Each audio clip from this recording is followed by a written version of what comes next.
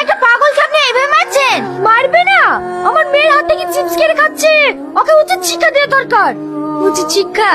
সেটা তুই 7 বছর আগেই দিয়েছিস, আজ আবার নতুন করে কি দিবি? মানে তুই কি বলতে চাইছিস?